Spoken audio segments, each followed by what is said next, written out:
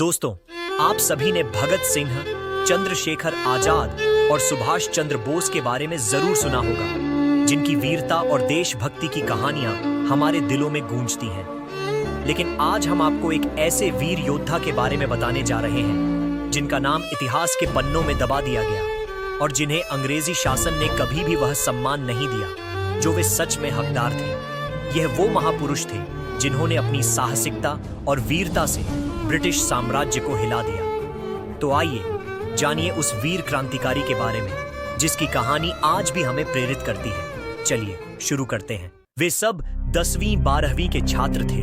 जन्म पाया था बंगाल के मिदनापुर और आसपास के नगरों गांवों में। मिदनापुर क्रांतिकारियों का गढ़ था। पराक्रम ऐसा कि 1942 में ही अपना क्षेत्र अंग्रेजों की दास्ता से मुक्त करवा लिया था और वहां राष्ट्रीय सरकार बना डाली। लेकिन अंग्रेजों के हवाई सैन्य बल से धरती के सपूतों की यह उपलब्धि बमों की वर्षा करके पुनः छीन ली गई थी। फिर भी साहसी कभी हिम्मत नहीं हारते। सन 1931 यहीं के एक क्रांतिकारी संगठन ने घोषणा कर दी कि मिदनापुर का जिलाधिकारी कोई भारतीय ही होगा। जब कोई अंग्रेज अधिकारी रहेगा तो उसे मार डाला जाएगा। जेम्स पैडी उस समय मजिस्ट्रेट पद पर नियुक्त था। उसने इस चुनौती को हल्के में लिया, लेकिन वीरों का वचन अटल और संकल्प अटूट होता है। वचन पूरा करने का बीड़ा उठाया एक क्रांतिकारी छात्र संगठन ने। यह गोपनीय ढंग से कार्य करता था। जेम्स पैडी एक विद्यालय के वार्षिकोत्सव में अतिथि बना प्रदर्शनी का अवलोकन कर रहा था। तभी एक छात्र ने उसे गोलियों से छलनी कर दिया और ऐसा छुमंतर हुआ कि उसे न कोई देख सका न पकड़ सका। वह 7 अप्रैल 1931 का दिन था। क्रांतिकारियों की चुनौती सही सिद्ध हुई। अंग्रेज सरकार भी कम अड़ियल न थी। उन्हें अपने शस्त्रों और कुटिलता पर बड़ा गर्व था। चोट खाकर भी सुधारे नहीं और रॉबर्ट डगलस को जिला मजिस्ट्रेट बना दिया गया। लेकिन वह जेम्स की हत्या से अंदर ही अंदर डरा हुआ था। धमकी भरे पत्रों ने उसकी नींदें उड़ा रखी थीं। वह जिला बोर्ड का अध्यक्ष भी था। 30 अप्रैल 1932 को वह बोर्ड की एक आवश्यक मीटिंग पूरी करने ही वाला था कि ठाई ठाई 8 गोलियों के प्राणांतक शोर से मीटिंग हॉल कांप उठा। डगलस ढेर हो चुका था। गोली 2 पिस्तौलों से चली थी। एक चलाने वाला भाग गया, एक पकड़ा गया। पकड़े गए का नाम था प्रद्योत भट्टाचार्य। वह हिजली जेल में निहत्थे कैदियों की निर्मम हत्या का प्रतिशोध लेने को व्याकुल था और आज उसके बदले के साथ ही क्रांतिकारियों की चेतावनी भी दूसरी बार सही सिद्ध हुई। 21 जनवरी 1933 को यह छात्रवीर फांसी का फंदा चूमकर अमर हो गया।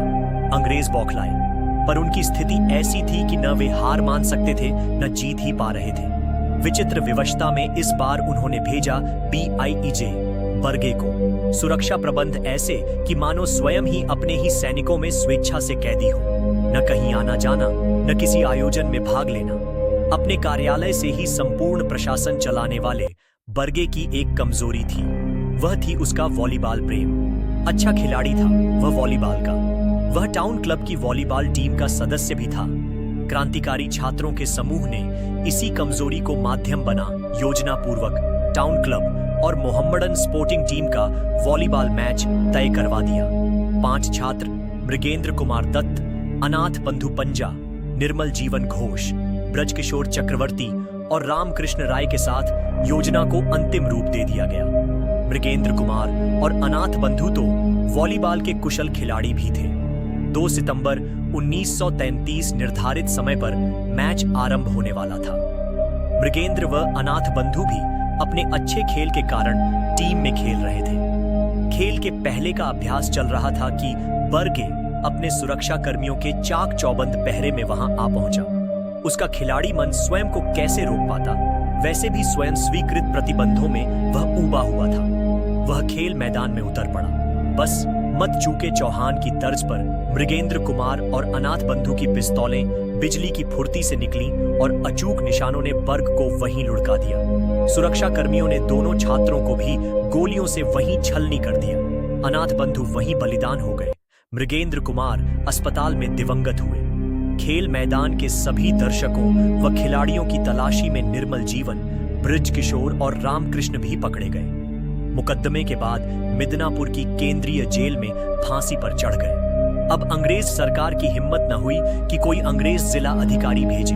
अंततः एक भारतीय को वहां नियुक्त करना पड़ा।